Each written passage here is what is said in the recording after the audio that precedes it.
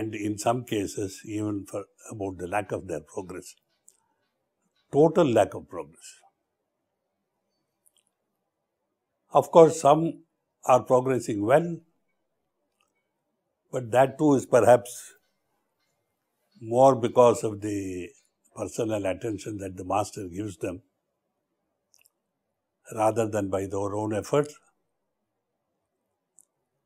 And I am not referring especially to their spiritual practice, but to their lifestyle. You know, in Sahaj Marg, we are always talking of the master giving the inner spiritual condition, which for him is a matter of a second. Whereas character formation is the responsibility of the Abhyasi. I think in general, Abhyasis conveniently think that maybe the master's role is 99% or more, and the Abhyasi's role in personal character transformation or formation even less than 1%. I am forced to this, shall I say, conclusion,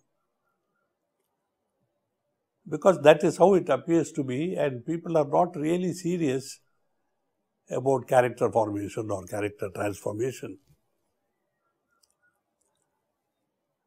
Why I say this is because,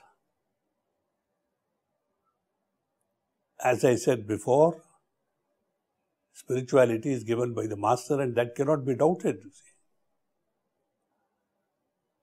But their outer behavior, their outer lifestyle, the way they conduct themselves,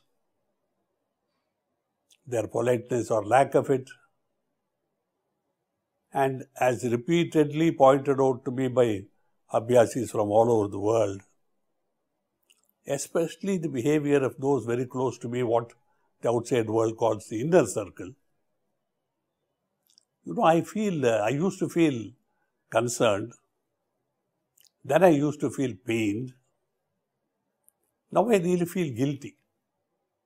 I feel guilty because the people close to me, my inner circle so-called, are one and all arrogant, proud, demanding, oppressive, authoritarian, and lack politeness.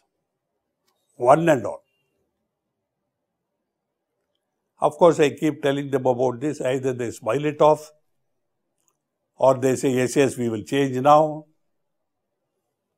But you know, recent affairs, especially when I was in Tirupur, immediately following dear brother Ajay Bhattar's revocation of his nomination to succeed me, it has shown the raw nature, human nature at its worst. Gossiping, condemning, blaming, always others. Forgetting the principle that when you point your finger at somebody, one finger, three fingers are pointing towards yourselves. So, what to do about this, you see? How to make Abhyasis realize that the master's responsibility or his, duty towards an Abhyasi, if I should call it that, is hardly 1%, probably 1,000th or 1,000,000th of a percent. Whereas the Abhyasi's role, responsibility in making himself, transforming himself, should be 99% or more. It's exactly opposite. Now, what are the consequences? People close to me think that because I keep them close to me, continue to keep them close to me, they are blameless. They are really blameless, and I'm only talking for fun or to show off or something like that, you know, like chastising a pet. And people who are away from me, but who are close to me in an inner sense, they stay away. I remember Babuji Maharaj had a dog, Honey. And he was not fond of dogs, but it was there and it remained there. It used to run around chasing the monkeys. And he used to tell me with a twinkle in his eye that, honey recognizes abhyasis. Because when abhyasis come, they don't bark. He doesn't bark. Only barks at non-abhyasis. And, I never understood the significance of Babuji praising this dog for this quality, that it does not bark at abhyasis. A dog. And my people around me, they're all the time barking, shutting doors, putting away people, using my name for everything that they do. He is ill, he is resting, he is asleep, he told us no, so on and so forth and so forth. I get letters from very, very close, devoted abhyasis who love me, saying I cannot come. And I will not come so long as I stopped. For them too, it is a need to transform themselves. Because as Babuji once said, two lovers cannot remain separated because the circumstances are not favorable. You know the old saying in English, love laughs at locksmiths. Doesn't mean it only laughs at locks. The locksmith is symbolic of every circumstance that can come between the lover and the beloved.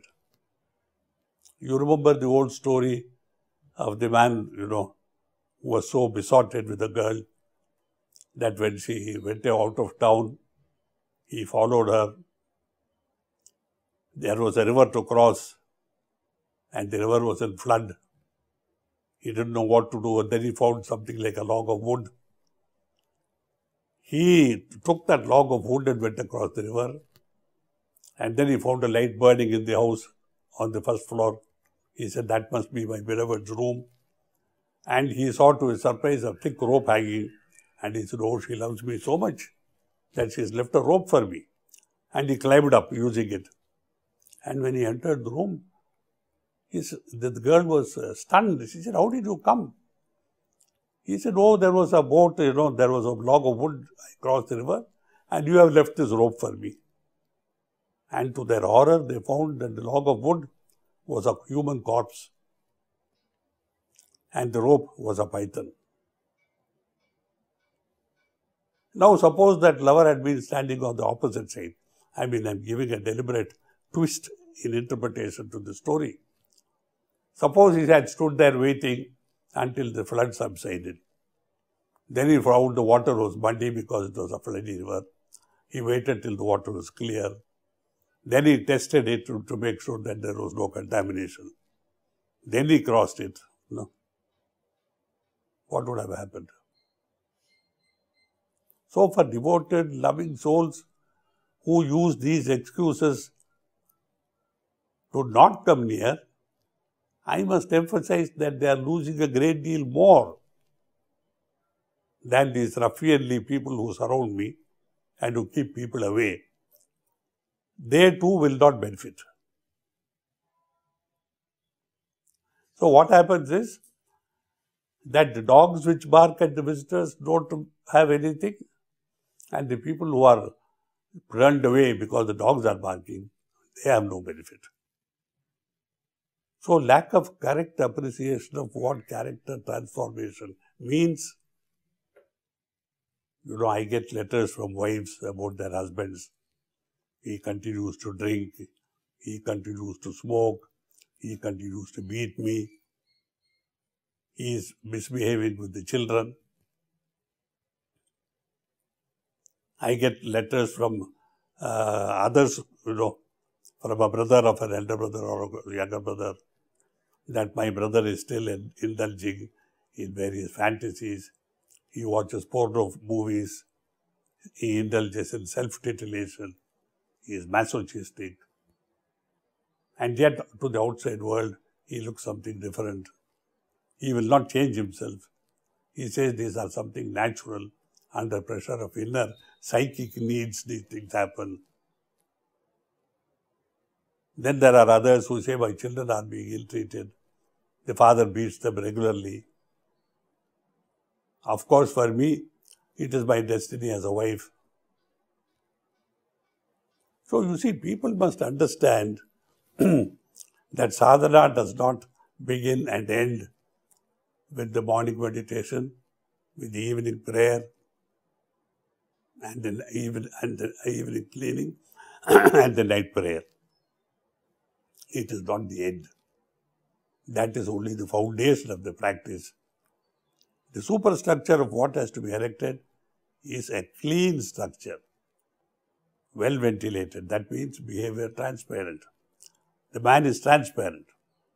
If he is a businessman, he must have stopped cheating the government by evading taxes. He must have stopped cheating by adulteration of his products. He must have stopped cheating by using or selling expired goods. He must have stopped cheating his partners if he is a businessman. Are our people doing it? Or do they say, Sahab, that cannot be done because there would be no profit? They must understand that profit is what legitimately comes by buying and selling honestly, sincerely, and correctly. Anything else you get by evading taxes, by cheating partners, is robbery. I'm sorry I have to put it in such strong terms, but our friends from the business community, our abhyasis, they often satisfy themselves by saying, "Ye hoga nahi sahab kabhi. This is not possible. Business cannot be done this way." I say, whole world is doing business this way. Why you cannot do it? Then a man says, no, sir, my wife denies me everything. She won't give me proper food. He doesn't talk about sex, which is the main thing between husband and wife in our society. If that is denied, marriage is failure. Is there a proper way of conducting your marital life?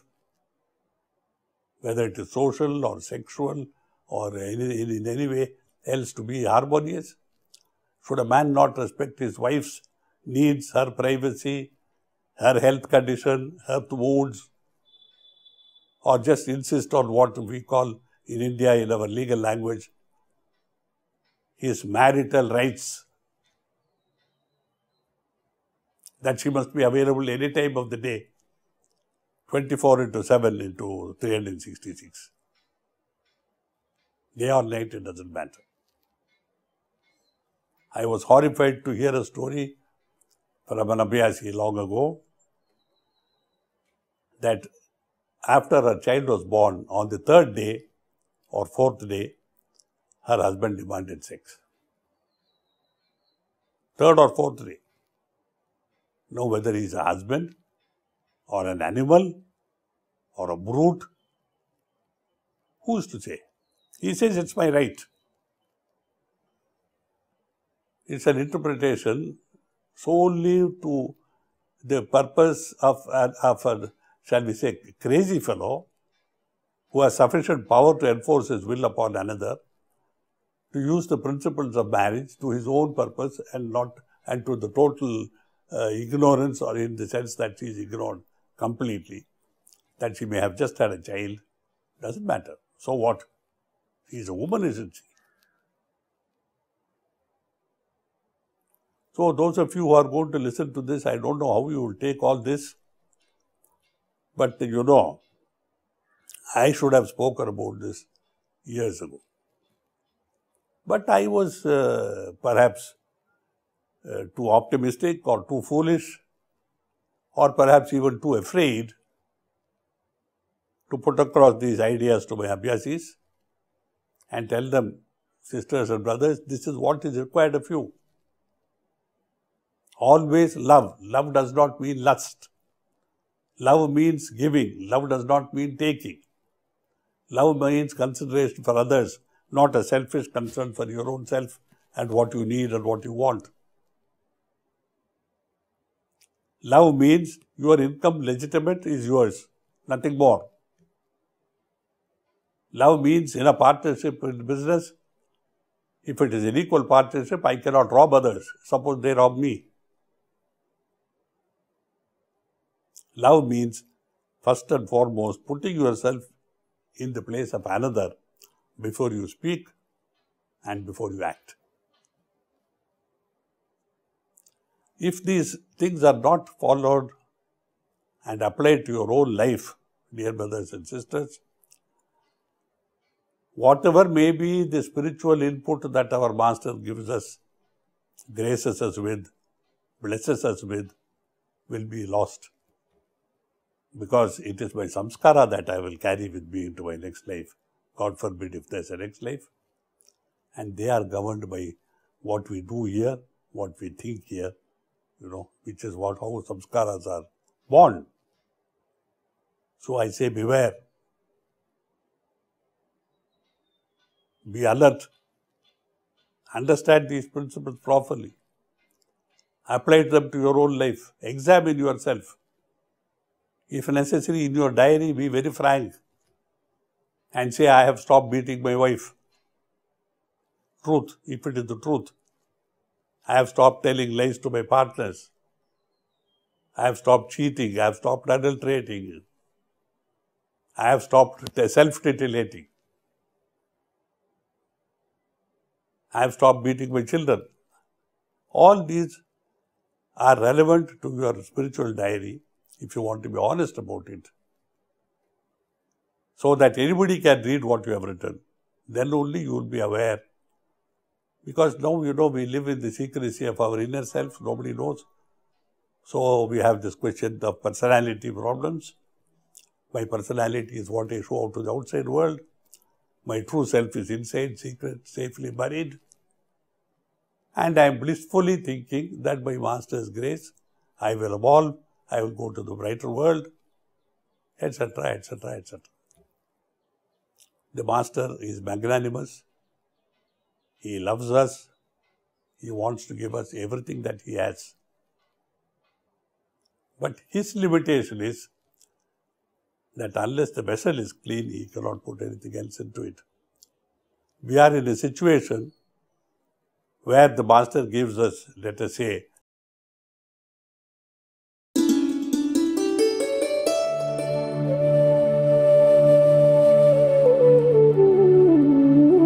gallon tank of milk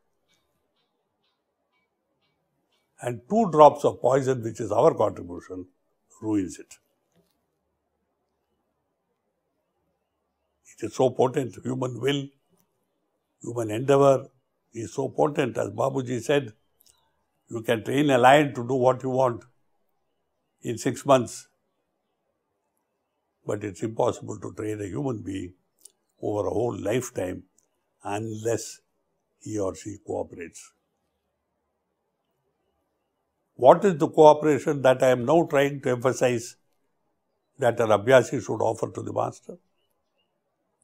Full attention to character transformation, knowing that the spiritual part is being attended to by Him meticulously every moment of our life, with total concern for our spiritual welfare and our future. I exhort all of you who will listen to this to take it seriously. If necessary, read this again and again if it is available in written form, and apply it every moment of your life. Think 10 times before you address your friend. Think 20 times before you refuse somebody entry into my place to meet me. Do not shout. Imagine what it would be like if somebody shouted at you. Do not push people. You don't like to be pushed. Do not force yourself on your wife. And do not make negative comments all the time. There is no salt in this, there is no sugar in this, you are ugly. No. I don't want to see anything in you. Because by force of circumstances, call it health, call it whatever it is, I really cannot see any of you now beyond 6 feet. And by seeing your spiritual condition, if I am able to do it, is of no use. Because what is going to carry you into the next level of spiritual welfare, spiritual achievement is you yourself. I pray for all of you. Thank you.